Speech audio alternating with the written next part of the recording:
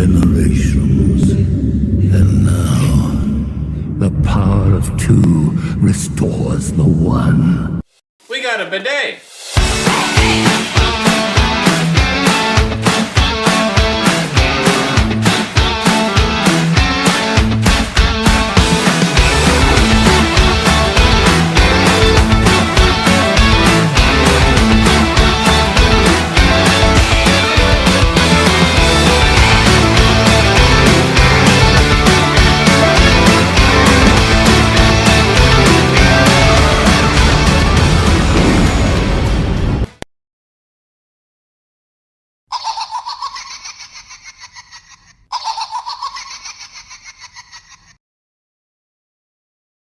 Hey everybody, and welcome back to another video. I am very excited for this video to be talking to all of you about the brand new Saw movie, Saw 10. Yes, it's a movie where the franchise seems to be kind of like Fast and the Furious, where, you know, people start to feel like, oh, it's too many, just stop. Well, Saw is not that way. If you like a book series that is very good and you want more and more, it's the same thing that I feel with Saw, as long as it hits right. And so we went out, we saw the new Saw movie. It's doing very well with the ratings so far. It's the highest rated Saw movie yet. So we're going to talk to you about some non-spoiler things that we thought of the film, give it a rating, and then we are going to talk about what happened in the movie that you didn't see in the trailer, because I feel like you get a good sense of what's actually going on in the trailer. All right. So my first impression was that I definitely liked the movie. I don't think that's a biased opinion either. I think this movie was a little bit of a different feel than the other Saw movies, and I think that was a nice touch. We'll talk a little bit more about that kind of in the spoiler section, because that's some of the stuff that's not covered in the trailers. But yeah, it feels a little bit different. There's some things that we see in this movie that, you know, we're not really used to seeing with Jigsaw, so that was really cool. As far as him as a person, not just him as the guy making all the traps and whatnot. But yeah, overall, I really enjoyed it. I thought it was creative. It was definitely gruesome, and I think Sarah can speak for that as well. So I think you're going to get pretty much all you want and more from a Saw film out of this one. But yeah, my opinion was that I really liked it. Sarah, what did you think of the movie? The story I really liked. It had, I think, just the right amount of character development and background of our characters. And at the same time, you know, these movies always have different weird twists and turns with who's going to do what and what the games are going to be and stuff. And so I thought the games were creative. It wasn't just like the same type of thing over and over again. I liked how it ended. The gore was too much for me. I am not a person who enjoys gore in films, and I will often look away if there's even so much as like a scalpel touching somebody's skin, for example. Like I just can't do it. And this was the closest I've been, I think, to actually feeling physically sick with the amount of gore. Like for me, I wish there was a little bit less gore, or maybe a little bit more off-camera stuff happening, because so much of it was on camera. And I know that's like almost never the case. Usually we're wanting more of it on camera. This was too much for me. And to give the viewers a little bit more context, because I can see it now, people are going, well, if you can't stand gore, why'd you go to the goriest movies, franchise that's out there? Sarah has seen every other Saw movie, so she knows what she was getting into. It's just that she felt this one was a little bit more gory. Yeah, and it has been a while since I've seen any of the other ones. I didn't like watch them all as they came out in theaters or anything. We have seen the last one in theaters, but it was a bit much for me, and it always is with these movies. But I still like the story enough that I managed to watch anyway. If that makes any sense. I still remember my first time watching the Saw movies. I watched Saw 2 on demand for free on Comcast. And then I noticed that somebody like uploaded the rest of the movies in like 15-minute chunks on YouTube. And so then I watched it that way. It was tough times, tough times. And to be creative. Yeah. Back then when people weren't as easily caught doing that stuff. Yeah, and when Netflix was actually DVDs. Yeah. Which, side note, I found out, I know this is unrelated, but I found out Netflix was sending out their last DVD like today or tomorrow or somewhere around here. And I'm like, I didn't even know they were still doing that. I didn't either. Crazy. So in terms of ratings, are you ready to go to ratings? No, because I want to talk a little bit about some of the story stuff that is covered in the trailer. Okay. So just to give kind of like a base of what was going on in this film, even though it's called Saw 10, it really takes place like somewhere in between Saw 1, 2, and 3 ish. And the reason why we know that for sure is one, John Kramer's alive. He did die in Saw 3, if you're not aware of that. And he has his tumor. And so he's still seeking medical attention to try to get his cancer to be taken care of. I know there was another movie that had to deal with a lot with the medical field too, which makes me wonder. I don't remember how that falls in line, but anyways, so he's trying to seek treatment. The doctors basically are telling him, live your life because there's nothing for you. And he finds out about this doctor that performs miracles. And so when he goes to, go see this doctor, the doctor tells him that he's fine, he's good to go. Well, then he finds out that nothing actually ever happened and that he never became cancer free. And so he takes it upon himself to gather the people that tricked him and put them through a Saw game. And that's pretty much all that we know from the previews. So that kind of gives you an idea of what to expect out of this film in terms of like how does it line up with all the other ones.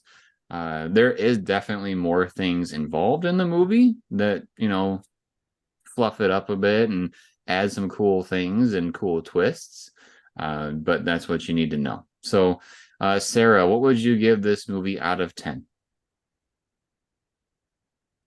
Having a really hard time picking a rating when I've been thinking about this after the movie and stuff. I know Jeremy was joking with me after we got out of the theater, like, you were closing your eyes so much, you're not even going to be able to give it a rating because you weren't watching. And yes, I did watch the movie. But He's grading on a curve here. It's hard because I love the creativity. I like how this is going to sound really strange, but I like how messed up the movie is just because it's so out there, like you don't watch these movies unless you're into that kind of thing of just the wildly out of the box revenge style stories, right? But revenge / justice, I guess, depending on how you look at it. So, in terms of giving it a rating, I think I'm gonna go with an 8. I was struggling between a 7 and an 8 because of the gore factor. I think I'm gonna land at an 8. Just the story was that good. I liked it. Interesting. So for myself, I was sitting right around I was thinking between an 8 and a 9, but I think I'm gonna go with an 8 as well, which I'm surprised that we gave it the same thing. I was thinking 8 pretty much all the way home too. Couple things for me. So like I said, the movie has a little bit of a different feel.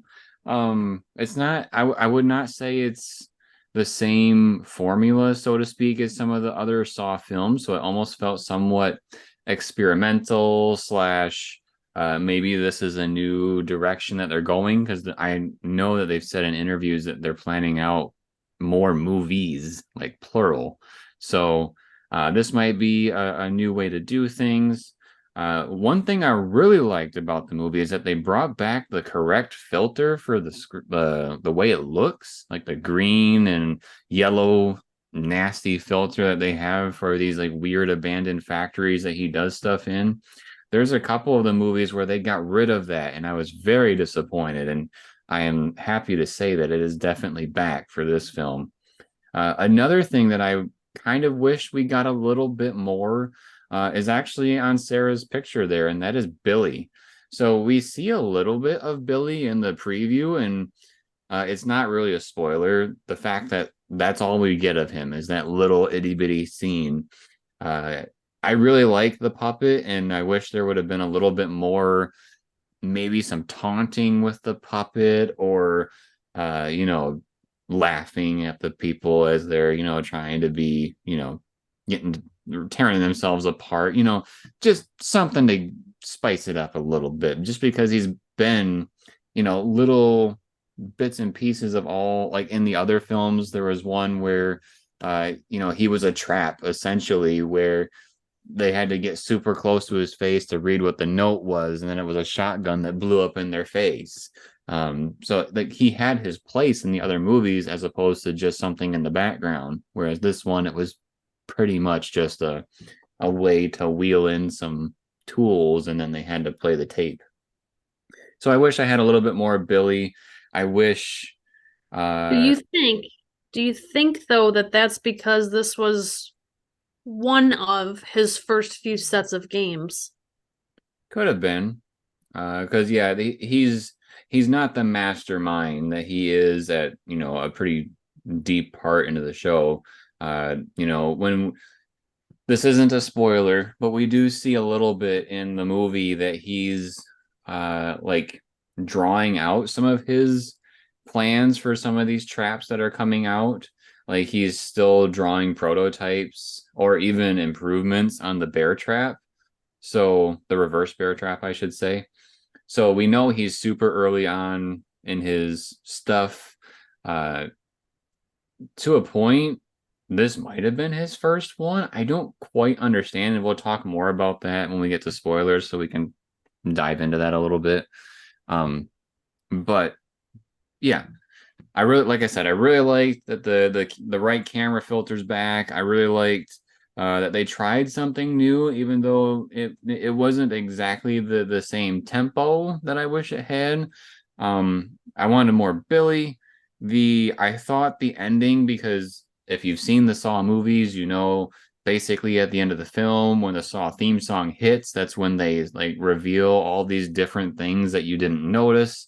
And I kind of felt like this one wasn't as clever as a lot of them in the past. I mean, I didn't see 100% of it coming, but I feel like amongst our group, there's a couple of little bits and pieces that we all kind of picked apart, and then figured out some of the stuff that did happen. But yeah, we both gave it an 8. So we are going to be getting into spoilers here in a second. So click away if you don't want to hear them. Yeah. Saw, Jigsaw, spoilers. Here we go. So Saw 10 spoilers. So we already kind of gave you the overview of what's supposed to be happening. That is the majority of the film. The rest of the stuff that we really don't see is kind of like the character development, getting to know John Kramer a little bit more, actually being able to sympathize with him a little bit, and also seeing like what's going on in his mind as he's, you know, going through his day-to-day life. One of the things I thought was kind of interesting was, so we start the movie off right away with him figuring out that, you know, he has cancer, and he's, you know, in the hospital, and he's just kind of moseying around a little bit. He think he's going to throw something away, and he He went notices, to a drinking fountain. oh, a drinking fountain. And he notices that one of the workers at the hospital was trying to steal from a patient that was knocked out, like they were sleeping. And, you know, we see John looking at this guy, and then it switches over to like this dude being in a saw trap, and then we see it play out, and then come to find out it was just John thinking of doing a trap to this guy if he ends up stealing. But he notices that John was watching him, and so he decides to not steal. And John is basically like, good choice, kind of a thing. So the guy did the right thing. Will he keep doing the right thing in the future? We don't know really. But this is an instance where we get to see how, John's mind kind of works. Like he's actually sometimes seeing people do things and thinking about what could I do to try to, change them in the future. Well, and the trap for that janitor that was going to steal was the movie poster, right? Where he's got the vacuums on his eyeballs and basically forcing him to break his own fingers, otherwise his eyeballs will be vacuumed out of his head. Which for me, it was kind of nice that happened like almost right away. Like it was maybe 10 minutes in or something, I don't know. But to not constantly be waiting the whole movie for the thing on the poster to happen, I thought that was nice. Well, it's kind of interesting because I feel like most Saw movies like open with a trap, and this one didn't. It took a 5 or 10 minutes to actually get to this one. And then when we got to this one, it seemed to go kind of quick. And although the trap does show the fingers like coming up and breaking and stuff, I felt like that part wasn't super grotesque. Like it wasn't gory, it wasn't bloody, it was violent. And then we see the eyes get ripped out because he's unsuccessful. But compared to a lot of previous Saw things, it really wasn't over the top, in my opinion. So I kind of wondered, like, is this the tone we're gonna set? Like, is this all we're like? Is this the bar we're gonna be hitting? But it wasn't, thankfully. Things do get crazy later on in the film. So I didn't know if you wanted to talk about some of it because I don't want to just keep talking myself. Sure. So he goes to a cancer support group as part of like his therapy.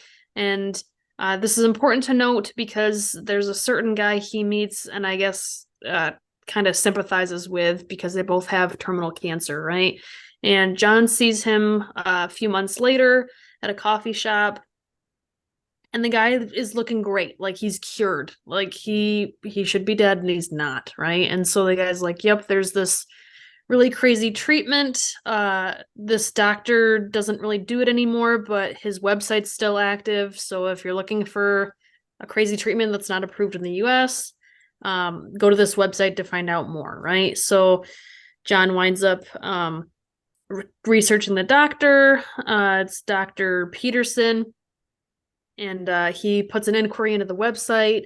The doctor's daughter, who is supposedly taking over the business because the main doctor's in hiding, right? Because the big drug companies are upset that basically they've found a cure for cancer because then they can't sell all of their anti-cancer drugs and chemo and all that stuff. So there's kind of some politics in there, but it's real short. It's not like it really takes away from anything. But he gets a flight to Mexico for like the following week to go out to this place. He's taking a taxi from the airport to, I don't know where his destination is supposed to be, but he basically gets kidnapped from the taxi. That way he doesn't know where he's going. Everything seems really nice. It's like this giant, from the outside at first, it kind of looks like a giant mansion or warehouse. I think they said it used to be a chemical factory, but part of it still looks like a house. It reminded me of The Last of Us for some reason. Just like the set piece looked like it could have fallen right into that show. I could see that. Yeah, it's kind of like a farm in the middle of nowhere. Yeah. Yeah, so everyone's super nice. There's not a whole lot of people there. There's kind of like a family of caretakers, like what kind of appeared to me as like a mom, dad, and son, but they weren't really related, I guess. Plus the doctor, Dr. Cecilia Peterson. So Dr. Peterson, right? So she takes John for a tour. They see this other guy there that is like in the final stages of his treatment plan and talking about, like I get to go home tomorrow and all that kind of stuff, and shows him the little like surgery suite, we'll call it, that's in the middle of this chemical factory. So it's like an actual clean room. And we kind of fast forward to the next day where he's doing the surgery. It's supposed to be like a type of surgery where you're partially. I want to mention Cecilia takes him around to meet a whole bunch of the people that are involved, and as she's doing that, he meets another patient that has gone through the process, and I forget what his name was. Parker? I think so. Yeah, Parker. So basically when he goes to meet the surgeon and everybody, there's a patient there sitting on the table. He's got a bandage here, and he says that he had just went through and he had Thyroid cancer. Thyroid cancer, yeah. I'm thinking pancreas. I'm like, that's not it. He had thyroid cancer, and he said, they healed him. He just got done the previous day, and now he's healing. And so he got to meet John. But yeah, now they're going into the actual process. I wanted to point that out because it's important. Sure. Yeah, so we're ready for the surgery. It's because of it being a brain surgery, he has to be like kind of awake for it, because when they do brain surgeries, they need to make sure that they're not like cutting off your motor functions or, your ability to follow directions and those kinds of things. So he's like fading in and out of sleep. He sees a screen, like a TV screen off in the distance while he's fading in and out of consciousness of what looks like the surgery that's happening on his brain, right? And he hears the surgeon ask the nurse to basically turn the screen away so John can't watch anymore, which is kind of weird. So he wakes up, I'm assuming the next day. He's in like a normal bed in like a hotel or something. Because the surgery was a success, the doctor is coming in when he's waking up and is talking about how he did great and everything looks good, and shows him some fake lab results, although he doesn't know it's fake, showing that he's cured. And he's got this big old bandage around his head, and she's like, don't get it wet, because, it's the antimicrobial bandage. And so as he's recovering, he goes and gets a bottle of tequila for the caretaker lady, because she had originally brought him some tequila for good luck. So he thought, like, things went great, I'm gonna grab a bottle to give it back to them, like, it's kind of a nice gesture, right? So he does that, and he goes back to the place, and the place is abandoned. There's nobody there. The door's left wide open. The surgery suite looks like it's filthy, and everything's kind of all like a tornado went through there. Like, nothing's really adding up. And he sees a mirror, and he takes off his bandage, and sure enough, he's got his full head of hair. There's no incision. There's no nothing. Like, there's nothing up there. Why did he check it? Do you remember? Well, because he saw that everything was. Oh, go ahead. So when he gets in that room and he's checking out, like Sarah said, it looked like a tornado went through there. He's checking all the stuff, and when he's in there, he comes across. Well, there's another thing. So when he was having the procedure, I believe the doctor like put the screen down too towards the end of it. And so he went to go look at the stuff, and he saw that there was like this DVD set of how to brain surgery. And so he like put the monitor back up and then turned it on and found out that the video that he was watching was actually a tutorial video, and they were playing like that was the video of John's head, basically. And so when he took the bandages off and he saw that they actually didn't shave his head at all, and there's no scarring, there's no cuts, that he realized he had been duped. And so he smashes the tequila bottle, and then this is what, sets things in motion.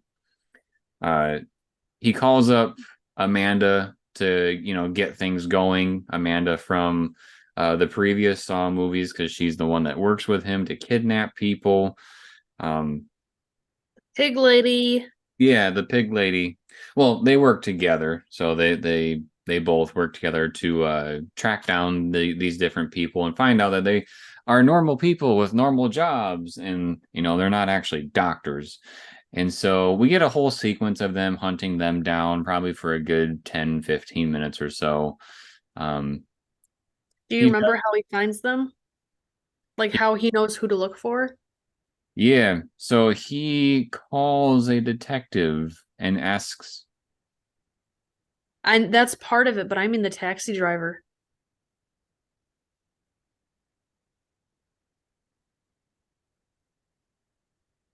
So he knows that the taxi I think you're a little ahead. Okay. We don't learn about that till the very end.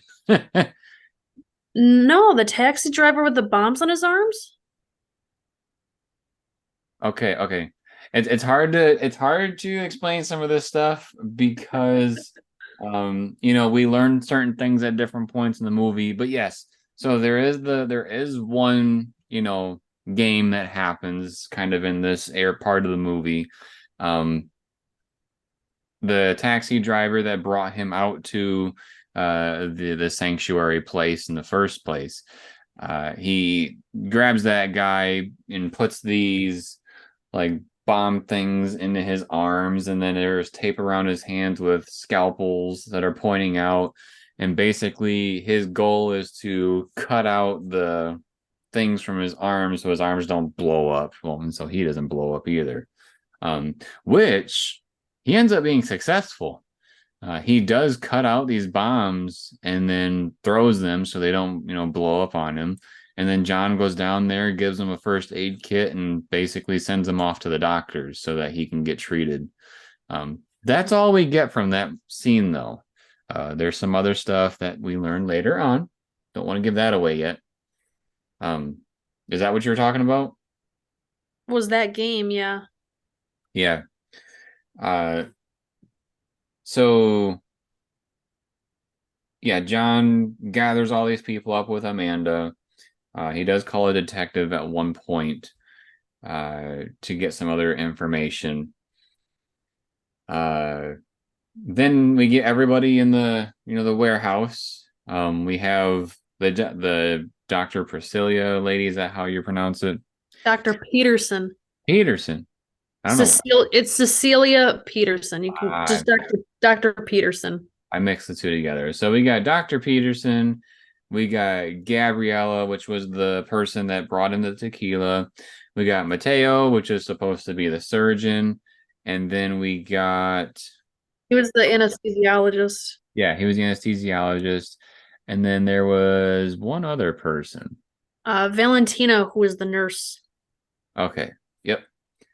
So the first game that happens is Valentina. She's the one that has like the thing across the front of her neck. There's a rope there too. And basically her goal is to take a piece of this wire that is in this box of stuff. And the wire is a special kind of wire that is like really precise. And it's really easy to cut yourself with. And so basically she has to cut off her leg, put in this suction thing so that it sucks blood out of her leg, and then fill up another. She has to suck her bone marrow out. The blood doesn't count. She has to get bone marrow. Oh, that's what that was then. Okay. So she's sucking out bone marrow, and it has to fill up a certain amount in the thing, and then she'll be set free. If she doesn't, well, then the thing will come through and cut her head off. She does cut her leg off. She does stick the thing in her leg, and she does suck out quite a bit of stuff, and that goopy stuff. Seriously, I thought that was like fat that would have been in the blood or something. But I mean, that makes sense because he was talking about bone marrow when he was giving her instructions, and she almost gets enough in there, and like right as it looks like it's about to hit the amount she needs, the time hits 0, and then it chops her head off, and so she's dead. We do get some like back and forth between John and Amanda throughout this process. Um, this does take place between Saw 1 and 3. So that's kind of, the middle part of their workings and relationship, I would say, like friendship and working together, not like relationship stuff. And so they bicker a little bit, especially when it comes to Gabriella, because she has an addiction problem, and Amanda sympathizes with that because that was her issue back when, before John helped her out. So she's like saying, she doesn't need to be here, or kind of like, give her some grace. And, John's like, no, she was part of the group. She did this, and that, and she's going to deal with it. So John keeps pushing Amanda to go and actually, set up Gabriella's game, and she's like hesitant on it, and she's like, it's the anesthesiologist's turn. So she goes down to go work with him next. I forget, she trying to remember. Oh no, I'm forgetting something. So before that happens, there's this small little thing. There is, and you correct me if I'm wrong, if I'm out of order. I think you're right. There's a cart in the middle of the room with some jackets, and it has Peterson's phone on the thing. And so they're trying to figure out how can they get that thing over to them so that they can use the phone. And they're thinking, let's use our coats. We can tie them together, and then we can wrap it around and go get it. And then we see Peterson grab this sharp object. She pulls over, what's her face's Valentina's body. Yeah, Valentina's body, and guts her and rips out her intestines to use as a rope to throw around the cart and pull the cart to her. That was probably my most what just happened moment in the film, just because I wasn't expecting that. And so she gets her phone. Someone does call the phone. It said something on there. I don't remember if we actually see who actually calls. But she answers the phone, and she starts to talk, but then Amanda gets the phone from her and, tells him you can't do that, kind of a thing. Which then leads Amanda to go and take care of the anesthesiologist dude. And so she takes him away, and then he gets rolled out in this like wheelchair looking thing. And his game is that he has to cut out a piece of his brain and put it in this thing that would weigh it out. And then, if he has enough of it, then he can get out. But he gets no anesthesia or anything like that. So he just has to get in there and cut it out. So we do see him cut out a big portion of the top of his skull. He can see where to cut. This is when you saw Billy too. Yeah, Billy was the one that rolled out the cart for him to have all his stuff. But he does see a camera where he can see where he has to cut on his head. And so he cuts out a piece of his skull, puts that on the floor, and then he reaches in and rips out a piece of his brain and puts it in the cup. It's not enough. And again, it's kind of like that thing where it's like, is he going to make it? Is he going to make it? And right as it hits 0, he doesn't make it in time, and his trap shuts on him and like fries him, I'm assuming. We don't really get to see what happens, just that, we hear some noises, we hear some screaming, and he's dead.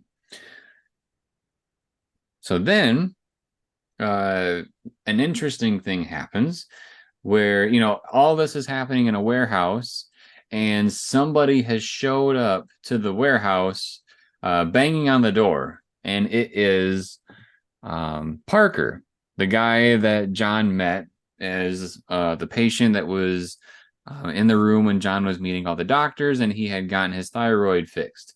Well, he's banging on the door because he's saying that, there's no scar. I was never cut. I want my money back. So he's coming into the place, and, John sees him and, is like, hey, I'm John. We met. These people are here because they duped us. And, I'm trying to have them have a reawakening of what they've been doing. And so there's kind of like that issue there of what's going on. Is it right? Is it wrong? Parker thinks that they're messed up for doing what they're doing, but they do chain Parker to a chair so that, he can't do anything right now because he had a gun, and they take it from him and put it away because John says, if we let you out, there's no guns, kind of a thing. He does get to see what happens to Gabriella. And do you want to cover that one? Or did you not see it? I saw it. I knew what was happening.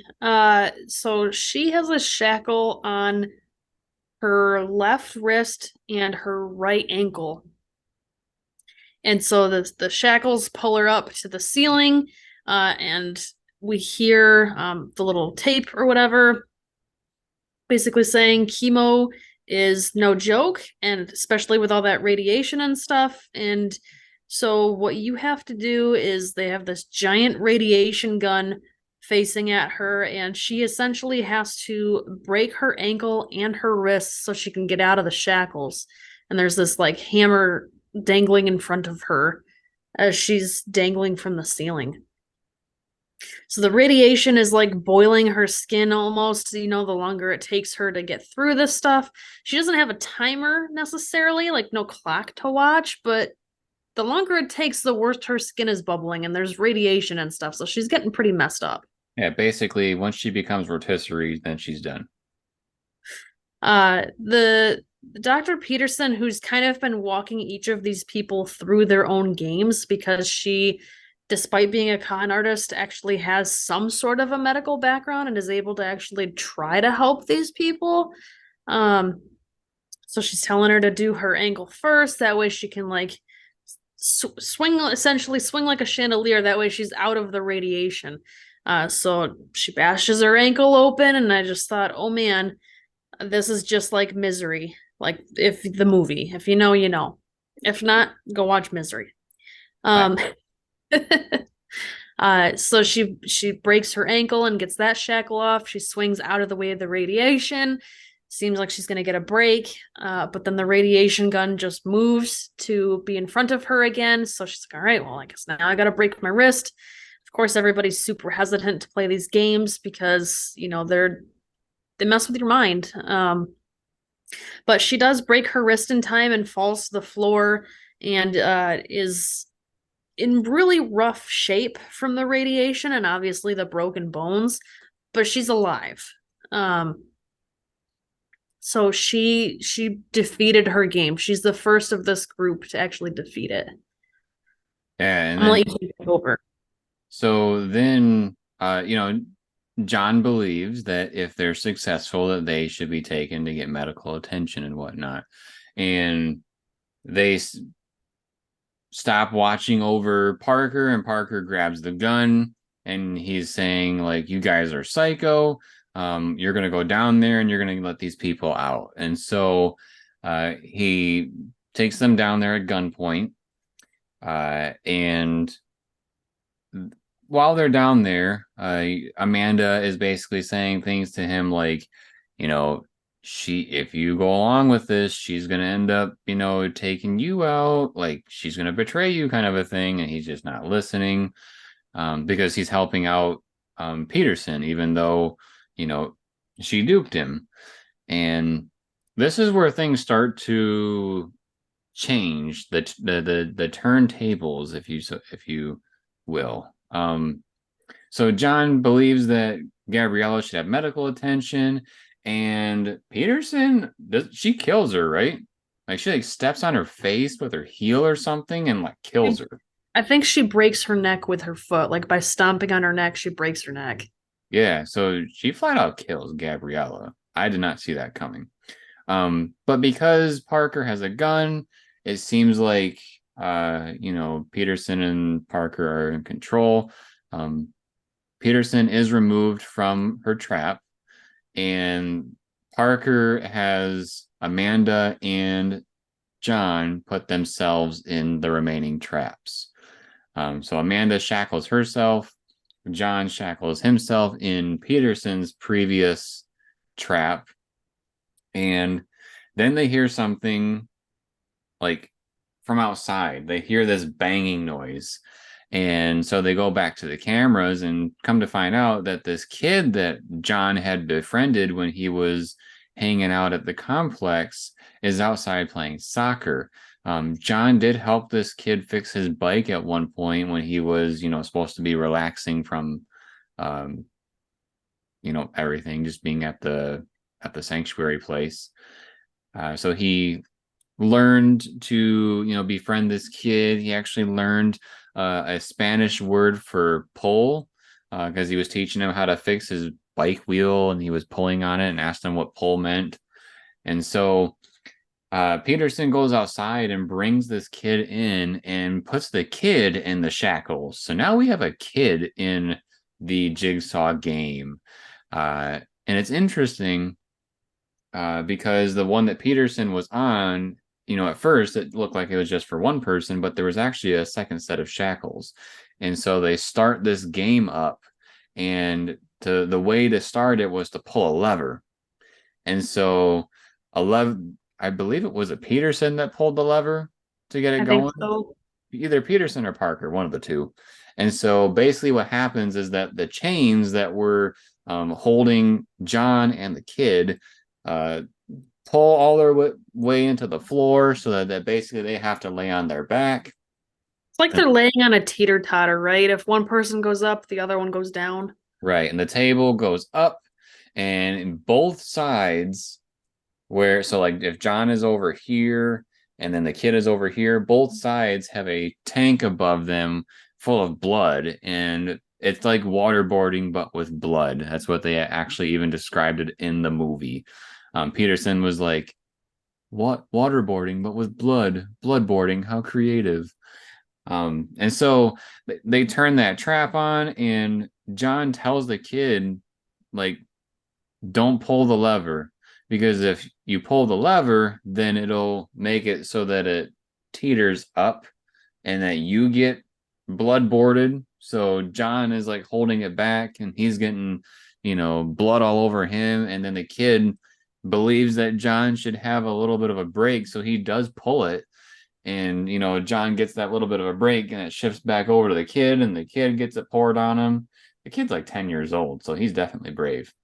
And John is like, "No, you're not supposed to be pulling it." So John pulls it again, and it pulls him back. And now he's just holding on to it so that the kid cannot pull it back. And basically the blood is just pouring and pouring out.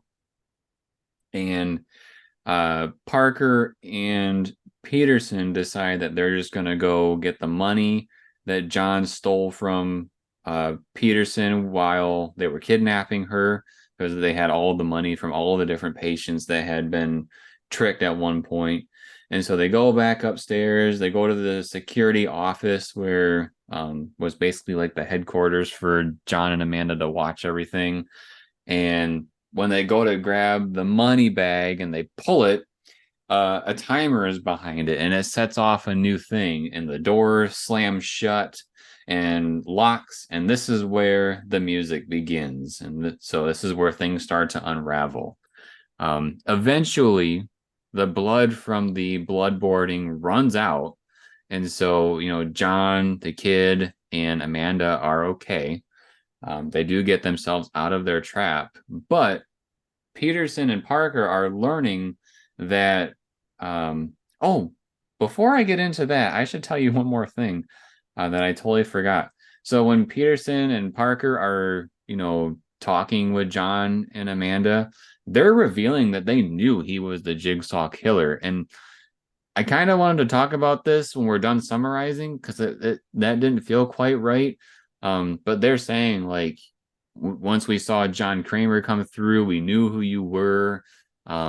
Peterson's even taunting him, like, isn't this the part where you do the scary voice, like, I want to play a game, and like getting in his face about it. Um, so they knew who he was. They knew he was going to be trouble, which I thought kind of played into the fact that I thought Peterson was a little too comfortable when she was watching everybody else doing their games. Like, she seemed too calm to be there. But anyways, so Peterson and Parker are up in that room. It locks, and a 10-minute timer starts. And basically, it is being revealed that when John had the taxi driver, when he was interrogating him, the driver told him about all these different people. And also, John had a little bit of help from another person, being the detective, which we'll get to in a minute. But basically, that's how he figured out where everybody was, because, I mean, he knew them as the doctors. He didn't know them in their personal lives. So he learned that from the taxi driver. The gun doesn't shoot because when Parker was knocked out from, they knocked him out when he walked in, and then they tied him up. When he was knocked out, John took all the gunpowder out of the bullets and put the bullets back into the gun so that when you go to fire, it wouldn't actually, fire. So that was a trick. But basically, the room is filling up with gas, and now is the time that they get to see who's going to make it out, basically. Because, Amanda was foreshadowing she's going to, turn on you. Well, this is the moment. There's one spot where they could put their head through a hole and breathe oxygen and not the gas. And so they're fighting over it. And Peterson does eventually stab Parker and kill him. However, even though her head is stuck out the window thing, the gas does shut off. I don't know if the gas stays in the room or if it will eventually air out and then she can leave, or what's going on with that. I think the timer ran out, so she's free to go. And then John, Amanda, and the kid walk out, and as they're leaving the place, it looks like the sunrise, because it was a big deal, I guess, to have this done by morning. They kept talking about that. We got to be out of here by whatever, get the games going. I think they were just nervous that if one person found them, more people would. We don't want people finding us. And he gives the kid all the money. Yeah, all the money that the doctor people had stolen, he gives to the kid so that he can, have a good life. So we end the movie there, actually. And then there is an after credits scene.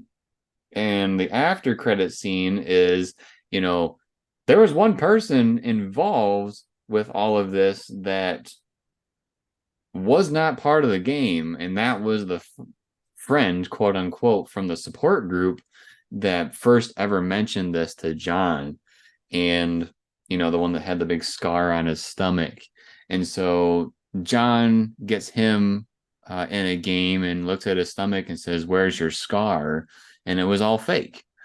So then his game is something that basically will cut into his stomach, like that scar would have been, or it would leave a scar similar to that. And this is where we see one more character from the previous movies, which is Detective Hoffman. Arguably one of my favorite characters of the series. I really like him. But he was the detective that John called earlier in the movie. So the one thing, there's a couple of things going on here that I didn't quite mesh with.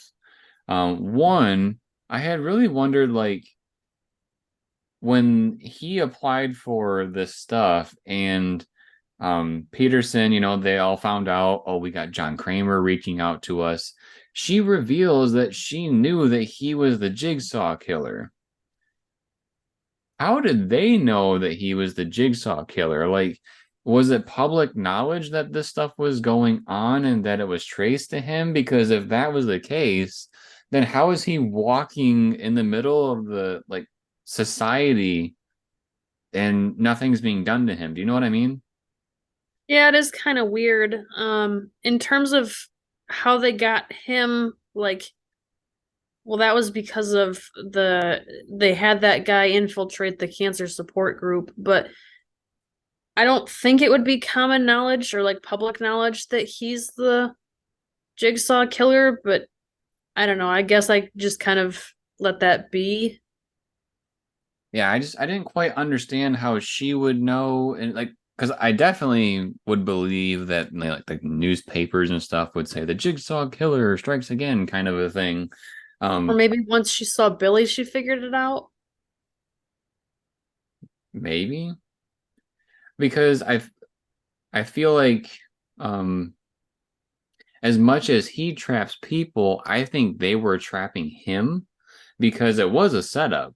Like when they called, it was Parker that was calling, and he acted as if, he was somebody that was upset with the doctors, but really he was there to save Peterson because they were a thing. They're making out like two or three times in this movie. Um, which is an interesting twist, because we've never really seen him put into a trap like that. Um, the other thing that I thought was this one was actually I don't understand the time frame, or maybe it was just kind of an Easter egg. I think at the end of the movie when they had the belly guy, I think that was the room from the original Saw film. Either that or it was that other room in the factory, because there was a room in that factory that was very similar to the one from the very first film. Uh, I feel like it wouldn't have been at the factory though, because the factory was in Mexico and that guy was from wherever John's hometown is. So they would have had to like flown him to Mexico to get him to that factory. That's true. So maybe it was the one from the original, but because we do see that room pop up a couple of times throughout the series, so that might be another little Easter egg. I just thought it was interesting, the location. I thought so. I thought Amanda looked a little like so. Obviously, it's been years since these people have been in some of these movies, so they have to do some sort of form of de-aging, whether it's just makeup or what have you. And I thought Amanda looked a bit older than she used to. Whereas when Detective Hoffman came on the scene, I thought he looked exactly like he did in the past. And so I thought his was super impressive. I did not even recognize him or know who he was because it's been so long since we've seen the movies. With her, she looked familiar, and I recognized that she was the pig lady, obviously. But again, it's been so long since I've seen the film that since I've seen the other films that her age didn't really strike me as being out of the ordinary. Yeah, I could see that. I mean,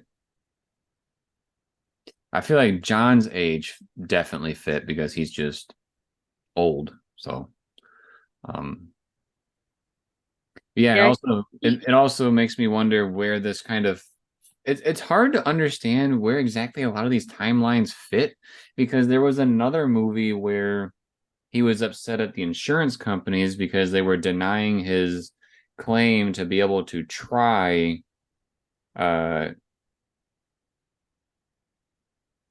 interest.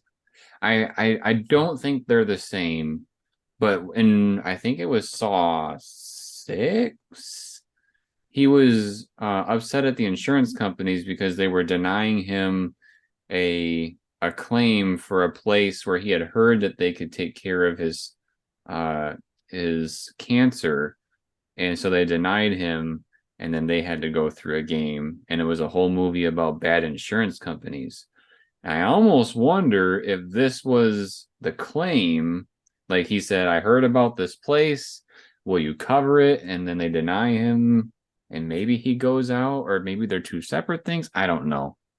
feel like they'd have to be separate because he knew that this place was like totally off grid, no records and stuff like that.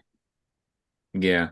I think it's two separate places. I just think it's an interesting coincidence that, you know, he heard about this doctor in a previous one that had some sort of procedure, and then that was the fact that he was denied was the whole thing of the film for his insurance claim, whereas this one, he actually gets to go to the doctors, and then the doctors betray him too.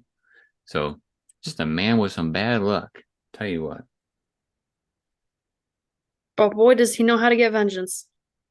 Yeah, he does. And a reawakening, as he said in the movie. So those are a couple of the talking points I wanted to make. Like I said, the traps were pretty gruesome. It was definitely very gory, especially like the part where the dude was like ripping out his own brain. That was a bit much. And then when the bone marrow thing, and you just see the bone marrow like gooping over the thing, I was like, ugh, gross. So yeah, there's a good chunk of this stuff where it's just like, wow, they went there. And honestly, that's good. You don't for a series that is known for that, you don't want them to digress. The thing that so for some of them this fits, but I don't know if all of them really fit, is in the past, Saw movies used to be like with Amanda. Well, I don't really remember how hers fit. Never mind. So there, in the very first movie for Saw, there was a dude that was known for cutting, and so he had to escape a room that had a whole bunch of barbed wire and cut himself out of the room. And so, like, a lot of the traps had to deal with the things that they've actually done, and so it made me wonder, like the anesthesiologist dude made sense because he didn't get any anesthesia, and he had to be the surgeon had to cut out the brain. That was his responsibility for the procedure. The thief, the janitor thief, and having to break his fingers, his sticky fingers. Yeah, he had to break his fingers. Valentina, she was the blood lady, so that makes sense that she had to pour out some blood. What about Gabby though? Like, because she had to break her. I was thinking like you have to give an arm and a leg for something like that phrase, but I didn't quite understand how that would maybe fit. Like, why is she smashed? Like, all she did was greet him and then bring him a bottle of tequila. Yes, she did lie to him. She was part of the group, but I don't remember her being like part of the surgery or anything. Her trap or game didn't exactly match her what she did wrong, I guess. But what she did wrong was lying. So there's a lot of different ways you can punish somebody for lying. Right. That's what I'm saying though, is a lot of the ones in the past, the trap directly related to whatever they did wrong. So that was kind of maybe a stretch. Maybe there's something in there. And then the other one, I didn't quite catch how Peterson's would have matched, because I mean, she would have been one of the blood boarding, but I don't know how that would fit, because that's like drowning, and I don't know. I think it's more that she takes advantage of people. So is she going to take advantage of her partner and make them drown? Could have been.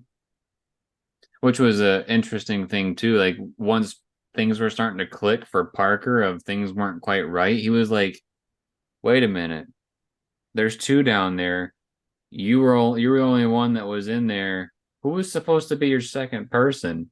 And then that's when the stuff starts to the ball gets rolling for them in the office, which was pretty good. Yeah. So yeah, those are kind of my thoughts. Was there anything that you wanted to talk about with the film? You aren't kidding when you were saying that they kicked up the gruesomeness because they couldn't. You don't want it to get less, but woo, it was gruesome. It was at least on par. Because I can think of a couple of things from the past where I'm like, those were pretty bad. It could just be that it's been so long, I'm just not used to it. I'm just glad that it feels like a return to form. I liked Spiral. I liked that movie. But I will say, like, Saw 7 and Jigsaw, those ones were okay for me. I feel like those ones pulled back a little bit, and I liked how this one, the atmosphere, like I said, atmosphere, the way it looks, all that stuff fit Saw, and that was a big way to, make this feel like where it actually fits in the series. It's supposed to be between that 1, 2, and 3 area. Well, those movies looked like this, so that was good. There were 7 games that were played throughout this movie. That's quite a bit. I don't know how many is typical for these films, but 7 is a lot. Yeah. I was kind of hoping the twists, because a lot of the twists in the past were kind of like, if you would have done this, you wouldn't have had to do all these crazy things to get through. But at the same time, like, that's a very complex system. And if we remember, this movie is early on technically in the series, so he's still kind of building up that creativity. So I think that's kind of why these were all individualized as opposed to being able to work together, because they were just all in one room. It wasn't like separate rooms in a building or anything like that. It was just, you're all in a room, you all got to watch each one of you suffer, kind of a thing. But yeah, so this discussion's getting a bit long, so let's kind of wrap it up here. We both gave it an 8. I recommend the movie. I really enjoyed it. I might be a little biased because I really like Saw, but I'm talking to all of you out there that say this is just blood and gore. It is not. There is a very good like story in the background. If you like stuff like CSI or like any of those crime shows, this is similar to that as far as there's a lot of things in the background that we get to learn about. It's the gore is just kind of what makes it the horror movie. So don't just look at this movie and think, oh, it's just going to go there, it's going to be gory, it's a bad time. Rotten Tomatoes has my back this time because they got in the 80s right now, so check it out. If you like this type of video, make sure to subscribe to the channel and turn on notifications. Drop us a like if you like the video, and drop us a comment letting us know what your thoughts are on Saw 10. And here's to many, many more. And then, as always, everybody, thank you for watching. We'll see you next time.